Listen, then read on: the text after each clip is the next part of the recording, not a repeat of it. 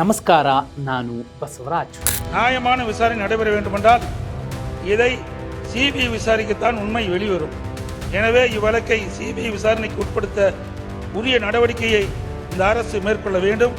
Hanur shootout ಪ್ರಕರಣ, ಮುಖ್ಯಮಂತ್ರಿ ಡಿ.ಕೆ. ಶಿವಕುಮಾರ್ ಅವರ ಚರ್ಚೆ ತಮಿಳುನಾಡಿನ ಅಸೆಂಬ್ಲಿಯಲ್ಲಿ ಮಾರ್ದನಿಸಿತ್ತು. ಅಲ್ಲಿನ ತಮಿಳು ನಾಯಕರ ರಾಜಕಾರಣ ಹೇಗಿರುತ್ತೆ ನೋಡಿ. ಯಾಕೆ ಡಿ.ಕೆ. ಶಿವಕುಮಾರ್ ಅವರಿಗೆ ಜೋಸೆಫ್ ವಿಜಯ್ ಅವರು ಮಾದರಿ ಆಗಬೇಕಾಗತ್ತೆ ಅನ್ನೋದನ್ನ ಆ ವಿಧಾನಸಭೆಯ ಮಾತುಗಳು, ಆ ನಂತರದಲ್ಲಿ ಮುಖ್ಯಮಂತ್ರಿ ವಿಜಯ್ ಅವರು ತೆಗೆದುಕೊಂಡಂತಹ ನಿರ್ಧಾರಗಳು, ಆದೇಶಗಳು ಡಿ.ಕೆ. ಶಿವಕುಮಾರ್ ವಿಜಯ್ ನೋಡಿ ಕಲಿಬೇಕು ಅಂತ ಅನ್ಸುತ್ತೆ. Pannirselvam or anyone should have the basic culture. I can't involve in any of the Tamil Nadu law and order problem. We know how to protect our state. Let they do their job, we'll do our job. ಯಾರೇ ಆದರೂ ಹೇಳ್ತಾರೆ.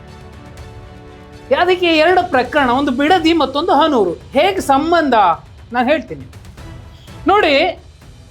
Hanur shootout ಪ್ರಕರಣ, ಬಾಯಿಗೆ ಬಂದಂಗೆ ಅರಣ್ಯ ಇಲಾಖೆಯ ಅಧಿಕಾರಿಗಳು ಹೇಳ್ತಿದ್ದಾರೆ 3 kg 2 kg ಮಾಂಸ, ಪ್ಯಾರಗಾನ್ ಶೂ ಯೂಸ್ ಮಾಡದಿರುವಂಥದ್ದನ್ನು ಸಾಕ್ಷ್ಯಗಳ ಪಟ್ಟಿಯಲ್ಲಿಟ್ಟು ಫೋಟೋ ತೆಗೆದಿದ್ದಾರೆ. ತೀರಾ ಎಷ್ಟರ ಮಟ್ಟಿಗೆ ಅಂದರೆ ಕಾಗಕ್ಕ ಗುಬ್ಬಕ್ಕನ ಕತೆ ಹೇಳಿದ್ರೆ ಎಲ್ಲರೂ ಕೇಳ್ತಾರೆ ಅನ್ನೋ ರೀತಿಯಲ್ಲಿ. ಯಾಕಂದರೆ ಆ ಭಾಗದ ಅಮಾಯಕ ಜನರನ್ನ ಮೃಗಗಳಿಗಿಂತ ಕಡೆಯಾಗಿ ಅರಣ್ಯ ಇಲಾಖೆಯ ಅಧಿಕಾರಿಗಳು ಕೊಂದಿದ್ದಾರೆ ಅನ್ನುವಂತಹ ಗಂಭೀರ ಆರೋಪ ಇರೋ ಸಂದರ್ಭದಲ್ಲಿ ರಾಜ್ಯ ಸರ್ಕಾರ ಮ್ಯಾಜಿಸ್ಟ್ರೇಟ್ ಜಡ್ಜ್ ಮೂಲಕ ಅದನ್ನು ತನಿಖೆ ಮಾಡಿಸುತ್ತೆ. ಆದರೆ ನರಮೇಧ ಅಂತ ತಮಿಳುನಾಡಿನ ಮುಖ್ಯಮಂತ್ರಿ, ತಮಿಳುನಾಡಿನ ರಾಜಕಾರಣಿಗಳು ಮಾತಾಡ್ತಿರೋ ಸಂದರ್ಭದಲ್ಲಿ ಡಿ.ಕೆ. ಶಿವಕುಮಾರ್ ಅವರು ಇದನ್ನು ತುಂಬ ಹಗುರವಾಗಿ ತಗೊಂಡ್ರು. ಈ ಹಗುರವಾಗಿ ತೆಗೆದುಕೊಳ್ಳುವಂತಹ ಆರಂಭದ ನಿರ್ಧಾರಗಳು ಮುಂದೆ ಎಲ್ಲಿಗೆ ತಂದು ನಿಲ್ಲಿಸ್ತವೆ ನೋಡಿ. ಮಾಜಿ ಸಿ.ಎಂ, ತಮಿಳುನಾಡಿನ ಮಾಜಿ ಸಿ.ಎಂ ಎಡಪ್ಪಾಡಿ ಪಳನಿಸ್ವಾಮಿ ಅವರು ತಮಿಳುನಾಡಿನ ವಿಧಾನಸಭೆಯ ಒಳಗಡೆ ತುಂಬ ಸ್ಪಷ್ಟವಾಗಿ ಹೇಳಿದ್ರು, ಈ ಕರ್ನಾಟಕ ಸರ್ಕಾರ ಅವರ ಇಲಾಖೆಯಿಂದ ಆಗಿರುವಂತಹ ಈ ನರಮೇಧ ಏನಿದೆ ಇದನ್ನು ಉನ್ನತ ಮಟ್ಟದ ಕೇಂದ್ರೀಯ ತನಿಖಾ ಸಂಸ್ಥೆಗಳ ಮೂಲಕ, CBI ಮೂಲಕ ತನಿಖೆ ಮಾಡಿಸ್ಬೇಕು, ಅವರಿಗೆ ನ್ಯಾಯ ಕೊಡಿಸ್ಬೇಕು. ಅಲ್ಲಿ ಸತ್ತಂಥವರು ಮೂಲತಃ ತಮಿಳರು, ಕರ್ನಾಟಕದಲ್ಲಿ ಇದ್ದಿರಬಹುದು, ಆದರೆ ಅವರ ಮೂಲ ತಮಿಳು. ಈ ತಮಿಳು ಅನ್ನೋದಿದೆಯಲ್ಲ, ಅವ್ರಿಗಿರುವಂತಹ ಒಂದು ಮೂಲದ ಹೆಮ್ಮೆ, ಗೌರವ, ಹೆಚ್ಚುಗಾರಿಕೆ ನೋಡಿ. ಯಾಕೆ ಈ ಮಾತನ್ನು ನಾನು ಹೇಳ್ತಿರೋದು ಅಂದರೆ 2024ರಲ್ಲಿ ಸಿದ್ದರಾಮಯ್ಯ ಅವರು ಮುಖ್ಯಮಂತ್ರಿ ಆಗಿದ್ದಂತಹ ಸಂದರ್ಭದಲ್ಲಿ ವಯನಾಡಿನ ಮೂಲದ ವ್ಯಕ್ತಿ ಅಜೀಶ್ ಅನ್ನೋರ ಮೇಲೆ ಒಂದು ಆನೆ, ಕರ್ನಾಟಕದ ಆನೆ ದಾಳಿ ಮಾಡುತ್ತೆ, ಸತ್ತೋಗ್ತದೆ.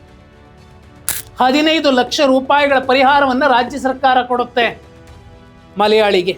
ಇಲ್ಲಿ ಹುಟ್ಟ ಕನ್ನಡಿಗರವರು, ಅವರ ಮೂಲ ತಮಿಳಿರಬಹುದು, ಬಲಿಪಶುಗಳಾದಂತಹ ಮೂವರು, ಅವ್ರ ಬೇಟೆಗಾರರು, ರೈತರು, ಹೊಟ್ಟೆಪಾಡಿಗೋಸ್ಕರ ಹೋದಂಥವರು ಯಾರೇ ಇರಬಹುದು, ಈ ನೆಲದವರು, ಅವರು ಮೂಲತಃ ತಮಿಳರು ಅನ್ನೋ ಕಾರಣಕ್ಕೋಸ್ಕರ ತಮಿಳುನಾಡು ಸರ್ಕಾರ 10 ಲಕ್ಷ ರೂಪಾಯಿಗಳ ಪರಿಹಾರ ಘೋಷಣೆ ಮಾಡಿದೆ ಪ್ರತಿಯೊಬ್ಬರು.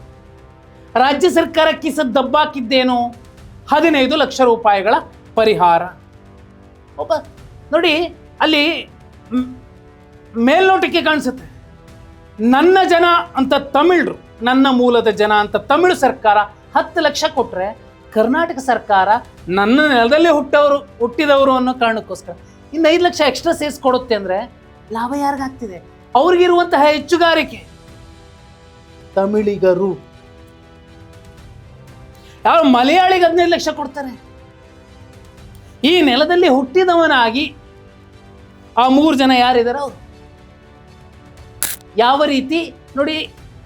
ಯಾಕೆ ತಮಿಳು ಕನ್ನಡ ನೆಲ ಈ ಚರ್ಚೆಗಳು ಬಂತು ಅಂದರೆ ಬಿಡದಿಯ ಚರ್ಚೆ ನಡೀತಿದೆ. ಬಿಡದಿಯ ಭೂಮಿಯನ್ನು ತಗೋಬೇಕು, ಅಲ್ಲಿ ಬಿಡದಿಯ ಹೊಸ ಯೋಜನೆಯನ್ನು ಜಾರಿಗೆ ತರಬೇಕು ಅನ್ನುವಂತಹ ಚರ್ಚೆಗಳೇ ನಡೀತಿದೆ. ತುಂಬ ಅಚ್ಚುಕಟ್ಟಾಗಿ ಕೇಂದ್ರ ಡಿ.ಕೆ. ಶಿವಕುಮಾರ್ ಅವರನ್ನು ಕಟ್ಟಿ ಹಾಕ್ತಿದೆ. ಎಡಪ್ಪಾಡಿ ಪಳನಿಸ್ವಾಮಿ ಖಂಡಿತವಾಗಿಯೂ ಕೇಂದ್ರ ಗೃಹ ಸಚಿವ ಅಮಿತ್ ಶಾ ಅವರನ್ನು 19ನೇ ತಾರೀಕು ಚೆನ್ನೈನಲ್ಲಿ ಭೇಟಿ ಮಾಡಿ ಒತ್ತಾಯ ಮಾಡ್ತಾರೆ, ಬೇಡಿಕೆ ಇಡ್ತಾರೆ, CBI ತನಿಖೆ ಆಗಬೇಕು ಈ ಕೇಸಲ್ಲಿ ಅಂತ. ಆ ಕಡೆಯಿಂದ ಒಂದು ಕಡೆ ಕಟ್ಟಾಗ್ತಿದ್ರೆ, ಮತ್ತೊಂದು ಕಡೆ ನೋಡಿ ನೈಸ್ ಯೋಜನೆಯಲ್ಲಿ ಮಿಕ್ಕಿರುವ ಜಾಗದಲ್ಲೇ ಬಿಡದಿ ಟೌನ್ಶಿಪ್ ಮಾಡಬಹುದೇ? ತಾವರ್ ಚಂದ್ ಗೆಹ್ಲೋಟ್ ಅವರು ರಾಜ್ಯಪಾಲರು ಸರ್ಕಾರಕ್ಕೆ ಸಲಹೆ ಕೊಟ್ಟಿದ್ದಾರೆ. ಇನ್ನು ಯಾರ ರೈತರು ಭೂಮಿ ಕಿತ್ಕೊಂಡು ನೀವು ಹೈಕಮಾಂಡ್ಗೆ ದೊಡ್ಡದೊಂದು ಗಿಫ್ಟ್ ಕೊಡ್ತೀರಿ ಡಿ ಕೆ ಶಿವಕುಮಾರ್ ಅವರೇ ಅಂತ JDS ಕೂಡ ಈಗ ಪ್ರಶ್ನೆ ಮಾಡ್ತೀವಿ. ನೋಡಿ ಎಷ್ಟು ಚೆನ್ನಾಗಿದೆ ಅಂದರೆ, BJP JDS ಒಟ್ಟಿಗೆ ಮಾಡ್ತೋ ಅಥವಾ ಒಬ್ಬೊಬ್ಬರು ಮಾಡಿದ್ರು, ಬಿಡದಿ ಹೋರಾಟ ಮಾಡಿದ್ರು. ಹೋರಾಟ ತಾರ್ಕಿಕ ಹಂತ್ಯಕ್ಕೆ ಬರೋ ಸಂದರ್ಭಕ್ಕೆ ರಾಜ್ಯಪಾಲರೇ ಸಲಹೆ ಕೊಟ್ಟಿದ್ದಾರೆ.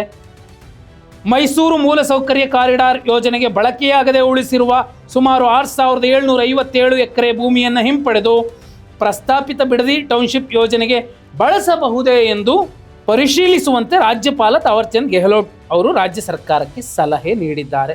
ಈ ಸಂಬಂಧ ಸಾಮಾಜಿಕ ಕಾರ್ಯಕರ್ತ ಅಬ್ರಹಂ TJ ಹಾಗೂ ಬೈರಮಂಗಲ ಮತ್ತು ಕಂಚುಗಾರನಹಳ್ಳಿ ಪಂಚಾಯಿತಿಗಳ ರೈತ ಕಲ್ಯಾಣ ಸಂಘಗಳು ತಮಗೆ ಆಗಸ್ಟ್ 3ರಂದು ಬರೆದಿರುವ ಮನವಿ ಪತ್ರಗಳು ಮತ್ತು ನೈಸ್ ಯೋಜನೆ ಕುರಿತ ಹೈಕೋರ್ಟ್ನ ಕೆಲ ಆದೇಶಗಳನ್ನು ಉಲ್ಲೇಖಿಸಿ ಸರ್ಕಾರದ ಮುಖ್ಯ ಕಾರ್ಯದರ್ಶಿ ಶಾಲಿನಿ ರಜನೀಶ್ ಅವರಿಗೆ ರಾಜ್ಯಪಾಲರು ಇತ್ತೀಚೆಗೆ ಪತ್ರ ಬರೆದು ಈ ಸಲಹೆ ನೀಡಿದ್ದಾರೆ. ಇನ್ನೇನು ರೈತರ ಹತ್ರ ಕಿತ್ಕೊಳ್ಳೋಂಥದ್ದೇನಿಲ್ವಲ್ಲ, ಇದೆಯಲ್ಲ. ನೈಸ್ ಯೋಜನೆಗೆ ಬಳಸಿ ಉಳಿದಿರುವಂತಹ ಜಮೀನಲ್ಲಿ ಬಿಡದಿ ಟೌನ್ಶಿಪ್ ಮಾಡ್ಕೊಳ್ಳಿ. ರಾಜ್ಯಪಾಲ ಹೇಳ್ತಿರೋದು ಸರಿ ಇದೆ. ಇದರಿಂದ ಯಾರೋ ಮಧ್ಯವರ್ತಿಗಳು ತಿನ್ನುವಂತಹ ಅಥವಾ ದೆಹಲಿಯಲ್ಲಿ ಕೂತಂಥವರಿಗೆ ಪಾಲು ಹಂಚಿಕೆ ಆಗುವಂತಹ ಎಲ್ಲ ತಪ್ಪುಗಳು ಜರಡೆ ಕೆಲಸ ಕ್ಲಿಯರ್ ಆಗತ್ತೆ. DK ಶಿವಕುಮಾರ್ ಅವರು ಈಗ ಒಪ್ಪಲೇಬೇಕಾಗತ್ತೆ ಇದನ್ನು. ಇದು ಕೂಡ ಡೆಲ್ಲಿಯಿಂದಲೇ ಆಗ್ತಿರುವಂಥದ್ದು. ಚೆನ್ನೈನಲ್ಲಿ CBI ತನಿಖೆಗೆ ಈ ಪ್ರಕರಣವನ್ನು ಕೊಟ್ಟರೆ, ಹನೂರು ಪ್ರಕರಣವನ್ನು ಕೊಟ್ಟರೆ. ಅಲ್ಲ ನೋಡಿ, ತಮಿಳುನಾಡಿನ ಮೂಲದವರು ಕರ್ನಾಟಕದಲ್ಲಿ ಹುಟ್ಟಿದ್ದವರು ಅನ್ನುವಂತಹ ಎಲ್ಲ ವಿವೇಚನೆ ಇರುವಂತಹ ಅರಿವಿರುವಂತಹ ತಮಿಳುನಾಡಿನ ಮುಖ್ಯಮಂತ್ರಿ ಅರೆ ಅವರು ಮೂಲತಃ ತಮಿಳರಲ್ಲಪ್ಪ ಅನ್ನೋ ಕಾಳಜಿ ಕಳಕಳಿಯಿಂದ 10 ಲಕ್ಷ ರೂಪಾಯಿ ಪರಿಹಾರ ಘೋಷಣೆ ಮಾಡಿದ್ರು. ಬಿಡದಿ ಯಾವುದು? ಅಲ್ಲಿರೋರು ಕನ್ನಡಿಗರು, ರೈತರು, ಒಕ್ಕಲ್ತನ ಮಾಡುವಂಥವ್ರು. DK ಶಿವಕುಮಾರ್ ಅವ್ರಿಗೆ ಆ ಕಾಳಜಿ ಬೇಡವಾ? ಕಳಕಳಿ ಬೇಡವಾ? ರಾಜ್ಯಪಾಲರ ಸಲಹೆಯನ್ನು ಅವರು ಸ್ವೀಕರಿಸಿ ಗೌರವಿಸಿ ಅದೇ ಕೆಲಸಕ್ಕೆ ಮುಂದಾದರೆ ಬಿಡದಿ ಹೋರಾಟಗಾರರನ್ನು ಕೂಡ ತಣ್ಣಗೆ ಇರಿಸಬಹುದು. ಆ ಕಿಚ್ಚು ತಣ್ಣಗಾಗತ್ತೆ.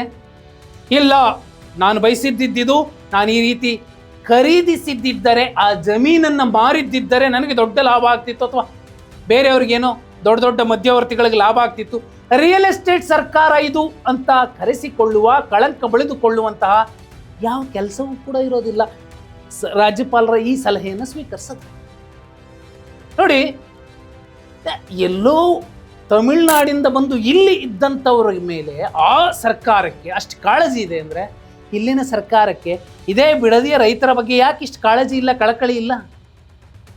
ಒಬ್ಬ ಮಲಯಾಳಿಗೆ 15 ಲಕ್ಷ ಪರಿಹಾರ ಕೊಡುವಂತಹ ಈ ಸರ್ಕಾರ, ರಾಜ್ಯ ಸರ್ಕಾರ, ಅಂದರೆ ಹೊರಗಿನವ್ರಿಗೆಲ್ಲ ಉದ್ಧಾರ ಮಾಡೋದು, ಒಳಗಿರೋರನ್ನ ಕಣ್ಣೀರಾಗಿಸುವಂಥದ್ದ ಪ್ರಶ್ನೆ ಮಾಡಬೇಕಾಗತ್ತೆ.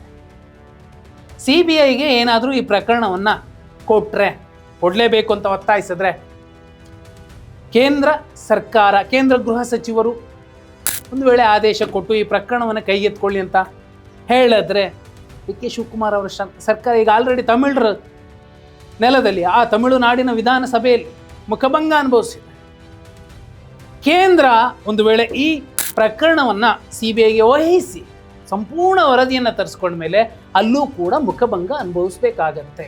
ನೀವೆಲ್ಲ ನಾನು ಕಣ್ಣು ಮುಚ್ಕೊಂಡಿದ್ದೀನಿ, ನಿದ್ದೆ ಮಾಡ್ತಿದ್ದೀನಿ ಅಂತ ಅನ್ಕೊಂತಿರುವ ನೀವು, ನಿಮ್ಮನ್ನ ಯಾರನ್ನೂ ಸುಮ್ಮನೆ ಬಿಡಲ್ಲ, ಬೊಡೆದು ಬಿಸಾಕ್ತೀನಿ ಅಂತ ಅಧಿಕಾರಿಗಳಿಗೆ ಅವಾಜ್ ಹಾಕುವಂತಹ ಮುಖ್ಯಮಂತ್ರಿಗಳು, 10 ರೂಪಾಯಿನೂ ನೀವು ಲಂಚ ತಗೋಬಾರ್ದು ಅನ್ನುವಂತಹ ಮುಖ್ಯಮಂತ್ರಿಗಳು, ಮೈಮರೆತು ಕೂತಂತಹ ಈ ಇಲಾಖೆಗಳನ್ನು, ಈ ಇಲಾಖೆಯನ್ನು ನಿಭಾಯಿಸುವಂಥವ್ರನ್ನ ಯಾಕೆ ಇನ್ನೂ ಇರಿಸ್ಕೊಂಡಿದ್ದಾರೆ? ಕಿತ್ತು ಬಿಸಾಕಬೇಕು ಸಚಿವರಾದಿಯಾಗಿ. ಯಾಕೆ DK ಶಿವಕುಮಾರ್ ಅವರು ಮಾಡ್ತಿಲ್ಲ? ಹೊಸ್ದಾಗಿ ಬಂದಿದ್ದಾರೆ ವಿಜಯ್, ರಾಜಕಾರಣದ ಗಂಧಗಾಳಿನೂ ಗೊತ್ತಿಲ್ಲ, ಆದರೆ ಎಷ್ಟು ಅಚ್ಚುಕಟ್ಟಾಗಿ ಬೇರೆಯವರಿಗೆ ಮಾದರಿ ಅನಿಸೋ ರೀತಿಯಲ್ಲಿ ರಾಜ್ಯಭಾರ ಮಾಡ್ತಿದ್ದಾರೆ.